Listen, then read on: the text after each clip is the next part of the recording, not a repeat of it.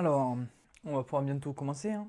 Philippe Guillard, Olivier Marchal, Olivier Bonamy, Solène Hébert, Philippe Duquesne, bien sûr. Bonjour à toutes et à tous, bienvenue sur Gfilou. Nous nous retrouvons à nouveau pour une vidéo débrief d'un film que j'ai vu en avant-première, Pour l'honneur, un film de Philippe Guillard qui sortira en 2023, qui va bientôt sortir. Un film sur un sport que j'apprécie beaucoup étant toulousain, le rugby. Forcément, pour les quelques personnes qui l'ignorent, il y a un petit club là dont s'affiche le logo là. Bon, il est un peu connu dans le monde du rugby quoi. Un peu comme le Real de Madrid au foot. Le rugby, c'est un sport qui est très ancré localement et c'est un sport que je pratique moi-même de temps en temps, avec peu de succès, on va pas se mentir. Je suis pas une flèche. La preuve, le week-end dernier, on a fait un match, je me suis fait mal. Pas beaucoup, mais bon. Quand même. Quand même. Chanteur générique.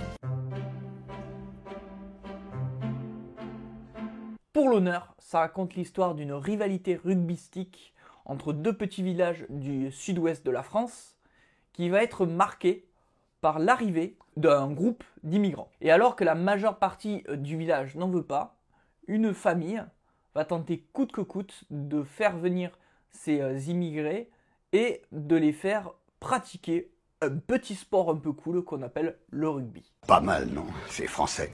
C'est un film que j'ai eu la chance de voir en avant-première avec mon très cher ami Brieux. Un film assez sympa que je trouve très intéressant sur plusieurs points que l'on va évoquer ensemble. Premièrement, les acteurs. En fait, on alterne entre des acteurs professionnels et des acteurs qui, je pense, sont amateurs ou en tout cas sont des amateurs éclairés. Pour la seule raison qu'il faut bien rentabiliser le budget. Et pour un film comme ça, malheureusement, le budget est souvent de 2 à 3 millions. Ce qui peut sembler énorme, mais qui pour un film est très peu. Rappelez-vous que, juste pour un ordre d'idée, prenez un film, en moyenne, c'est 200-300 personnes qui travaillent dessus. Pendant 4 à 5 ans, vous calculez très vite et vous vous rendez bien compte que question salaire, et ben forcément, ça coince quoi. Sans compter qu'il faut la location du matériel, la location des lieux de tournage, la location du catering, c'est-à-dire de toute la nourriture qu'il y aura besoin d'avoir sur place, de tout ce qui est équipement, accessoires, costumes, véhicules. Vous vous doutez bien que ça fait un certain coût.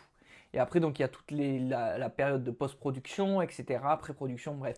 Je ne vais pas rentrer dans le détail. Si vous voulez une vidéo un peu générale sur comment est fait un film, n'hésitez pas à me le demander en commentaire. C'est l'espace qui est fait pour vous. Ça tombe bien. Qu'est-ce que vous attendez?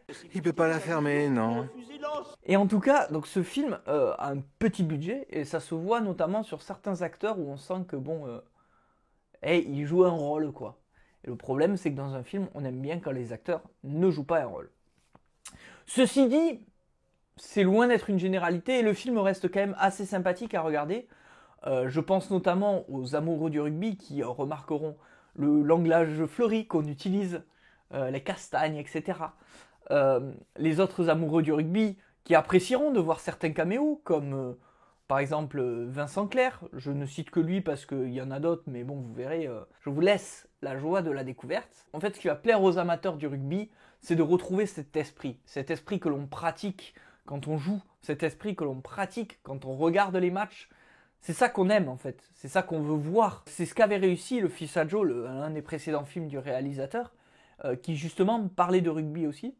Et dans celui-là, on est dans ce même esprit. Ce qui est bien aussi, c'est le côté drôle. En fait, on s'ennuie pas dans le film.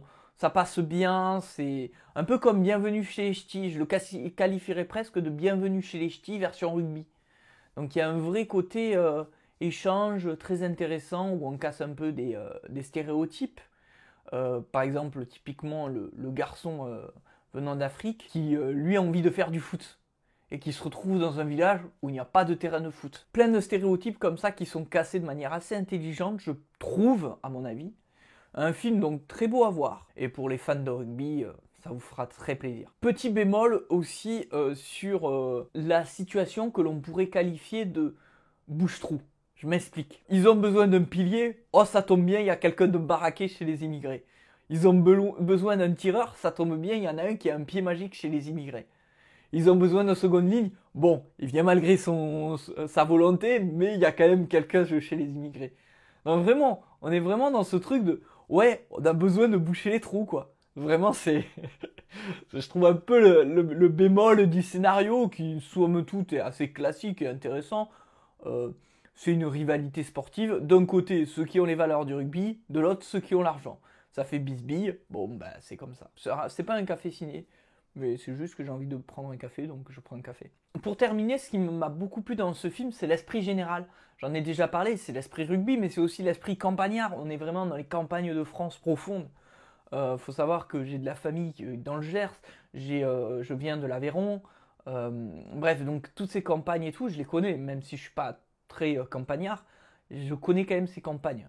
Pour ne serait-ce que n'avoir, par exemple, étudié pendant 10 ans, je crois, à peu près, dans des lycées et collèges privés qui étaient dans le fin fond de la campagne française. Donc cet esprit, cet endroit, ce ressenti qu'on a quand on va dans ces campagnes, on le retrouve dans ce film, et je trouve que c'est ça qui est très beau. La critique ne sera sans doute pas sortie, mais elle arrive très très vite. La critique sur les chemins noirs. Mais en fait, on est vraiment dans ce côté-là, en fait, dans cet esprit où on se sent en fait à l'intérieur de ces campagnes du fin fond de la France qu'on oublie souvent. Et ça fait plaisir de voir des films français. Je trouve que là, ces derniers temps, en fait, sur ma chaîne, il y a beaucoup de films russes ou français. Et alors, il y en a que vous n'avez pas encore vu parce que je sais qu'il y a à peu près 3 vidéos qui attendent d'être montées et montrées. Mais sachez qu'il y en a. Et je trouve que ça fait plaisir de rendre hommage à ces films parce que j'entends souvent la critique du cinéma français est mort. Non, le cinéma français n'est pas mort. Il existe encore. Et contrairement à ce que disait François Truffaut dans son texte phare fondateur de la Nouvelle Vague, il y a certes une certaine tendance du cinéma français qui continue d'exister. Je pense bien sûr aux films comme Astérix, etc. Mais il y a cette autre vague, cet autre côté du cinéma français, emporté par les Trois Mousquetaires qui arrivent très prochainement au cinéma et que j'ai hâte de vous voir, mais une hâte, vous n'avez même pas idée, d'un cinéma beaucoup plus historique pour certains, beaucoup plus frais, beaucoup plus franc, beaucoup plus réel en fait. Quand vous voyez par exemple des films comme Revoir Paris, comme Novembre, je crois pas que je l'ai fait Novembre, mais Novembre, etc. Ces films comme ça, qui sont très, très réels, qui sont très... On est dans le concret, quoi. On n'est pas dans un truc fantasmagorique, dans une idée, dans un concept. On est vraiment dans quelque chose de concret. Je vous encourage à aller le voir. Je lui ai mis entre 6 et 7, je n'ai pas encore vraiment déterminé parce que j'ai quand même passé un bon moment, mais il y a quand même des défauts. Ceci dit, ça reste un bon film que j'avais envie de voir et qui m'a fait plaisir. Et il n'est pas d'ailleurs sans rappeler un peu la série de bande dessinée Les Rugbymen. Pour ceux qui la connaissent, vous voyez l'esprit un peu. Dans cet humour, dans ce rugby un peu franchouillard, un peu campagnard. On n'est pas du tout dans le Sir Wilkinson, la manière anglaise de faire les choses. Non, on est dans le rugby campagnard, le rugby de chez nous, quoi. En tout cas, n'hésitez pas à laisser un commentaire si vous l'avez vu, à liker, à partager, à vous abonner, à activer la cloche. Et on se retrouve très très vite pour de nouvelles vidéos. Ciao!